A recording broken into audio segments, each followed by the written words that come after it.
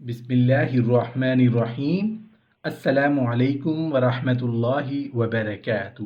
جنت میں صرف ایک عبادت ہوگی۔ محترم ناظرین، یہ دنیا دار العمل ہے اور آخرت دار الجزا ہے۔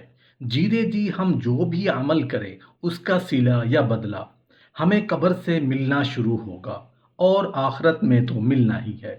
یہ ہمارے رب کا فیصلہ ہے کہ جب انسان کی سانس بند ہو جاتی ہے، روح قبض ہو جاتی ہے، فرشتے روح قبض کر لیتے ہیں، تو پھر انسان کا نامہ اعمال جو دو فرشتے لکھ رہے ہوتے ہیں ان اعمال ناموں کو کلوز کر دیا جاتا ہے، بند کر دیا جاتا ہے۔ روح قبض ہونے کے بعد ذکر اذکار سب کچھ بند ہو جاتا ہے۔ ایسے انسان کی آخرت کا سفر شروع ہو جاتا ہے۔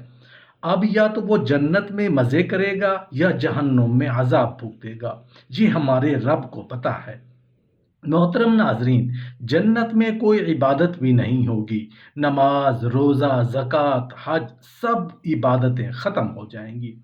صرف عیش و عشرت ہوگی، لیکن ایک عبادت وہاں بھی رہے گی، یعنی اللہ کا شکر ادا کرنا۔ حدیث میں آتا ہے کہ اہل جنت کے منہ سے ہر وقت حمد باری تعالیٰ جاری رہے گی۔ جس طرح دنیا میں بغیر کسی ارادے اور محنت کے سانس جاری رہتا ہے، اسی طرح جنت میں بلا اختیار حمد باری تعالیٰ جاری رہے گی۔ اگر دنیا میں یہ عادت پڑ جائے گی کہ ہر چھوٹی بڑی نعمت پر اللہ کا شکر ادا کرنے لگیں تو عذاب خداوندی سے نجات ملے گی، نعمتوں میں اضافہ ہوگا۔ اس عمل سے اللہ تعالیٰ کی محبت پیدا ہوتی ہے اور اللہ تعالیٰ کے ساتھ تعلق قوی ہوتا ہے، قرب خداوندی بڑھتا ہے اور زندگی میں ایک خوشگوار تبدیلی آتی ہے۔ اپنی حالت میں قناعت کی لذت محسوس ہوتی ہے اور زندگی پرعافیت ہو جاتی ہے۔ اللہ تعالیٰ فرماتے ہیں، یعنی اگر تم میرا شکر کرتے ہو تو مجھے کیا غرض پڑی ہے کہ تمہیں عذاب دوں۔ سورہ النساء سے معلوم ہوا کہ جو ایمان والے شکر گزار ہوتے ہیں وہ اللہ کے عذاب سے محفوظ رہتے ہیں۔ ایک اور جگہ ارشاد فرماتے ہیں، یعنی اگر تم میرا شکر کرو گے تو میں نعمتوں میں اضافہ کروں گا۔ سورہ ابراہیم۔ اس سے معلوم ہوا کہ جس جس نعمت پر بھی شکر ادا کرتے جائیں گے نعمتیں بڑھتی چلی جائیں گی اور دنیا کی زندگی آسان ہو جائے گی۔ یقین نہ آئے تو آپ خود تجربہ کر لیں، جو بھی کام کرے گا اسے واضح طور پر محسوس ہوگا کہ اس کی زندگی میں خوشگوار تبدیلی آ رہی ہے۔ شکر اللہ کی پسندیدہ عبادت ہے۔ یہ شکر کی عبادت اللہ تعالیٰ کو اتنی پسند ہے کہ اس کا اندازہ ہم اس بات سے لگائیں کہ اللہ تعالیٰ کی نازل کردہ کتابوں میں سب سے عظیم اور محبوب کتاب قرآن کریم ہے۔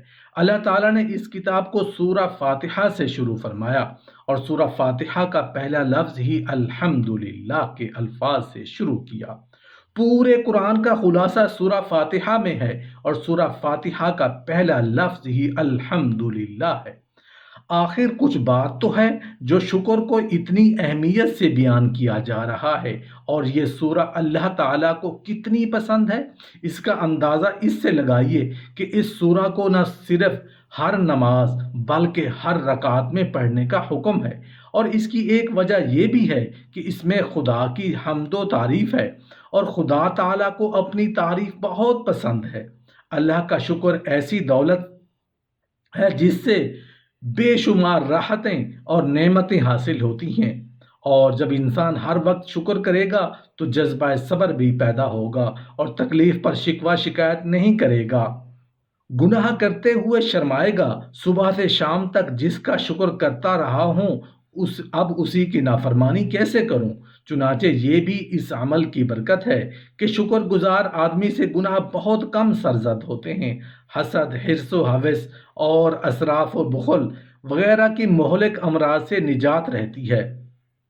شکر کا ایک اور عظیم فائدہ یہ ہوتا ہے کہ انسان تکبر سے محفوظ رہتا ہے، کیونکہ جتنی بھی نعمتیں اس کو حاصل ہوتی جاتی ہیں ان کو وہ اپنا کمال نہیں سمجھتا بلکہ اللہ تعالیٰ ہی کا انعام سمجھتا ہے اور اس کا اقرار کرتا رہتا ہے۔ تو جب اپنے کمال پر نظر نہ رہی بلکہ اللہ تعالیٰ ہی کی طرف سے اس کی نسبت کرتا رہا تو پھر اکڑنا اور اترانا کس بات پر۔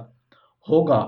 تکبر اتنا خوفناک گناہ کبیرہ ہے کہ نبی کریم صلی اللہ علیہ وآلہ وسلم کا ارشاد ہے کہ وہ شخص جنت میں نہیں جائے گا جس کے دل میں ذرہ برابر بھی تکبر ہوگا۔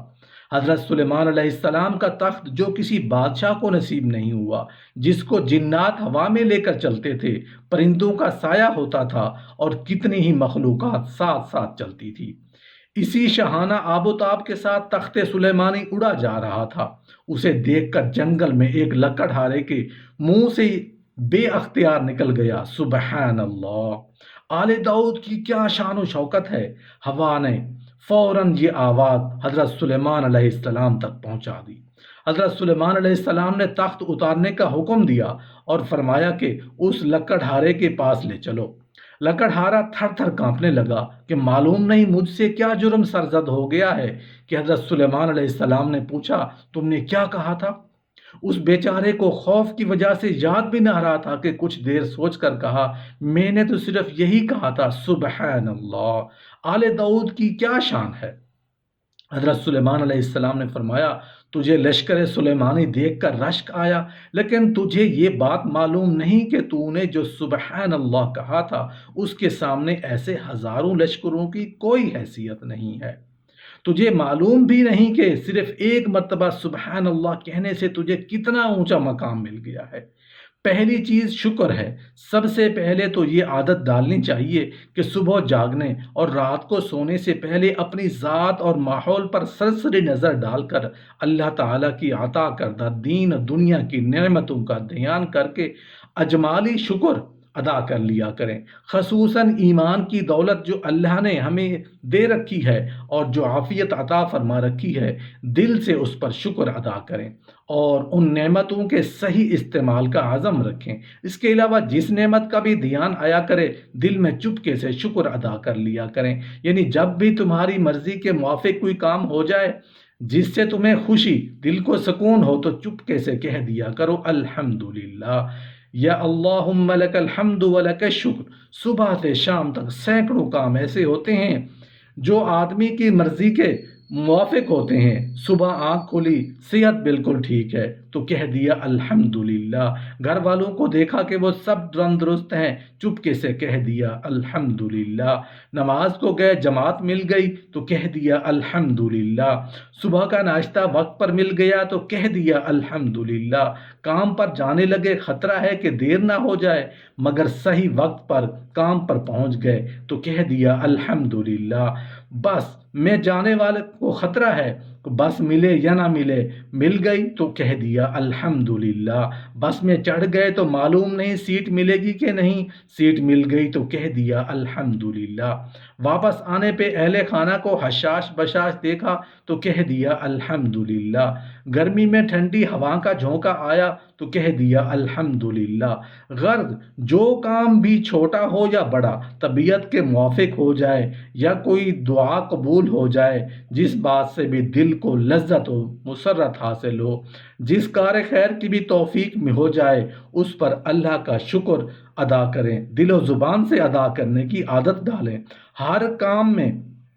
ہر اس کام میں نہ وقت لگتا ہے، نہ مال خرچ ہوتا ہے اور نہ ہی کوئی محنت لگتی ہے، بلکہ اگر خدا نخواستہ کوئی تکلیف یا پریشانی لاحق ہو جائے تو اس کے تدارک سے پہلے اس پر نظر کر لیں کہ اللہ تعالیٰ نے بغیر کسی استحقاق کے گرد و پیش میں کتنی نعمتیں عطا کر رکھی ہیں جو تقویت قلب کا باعث ہیں۔ اگر یہ ہوتی تو اس پر پریشانی اور تکلیف کی کیا حالت ہوتی۔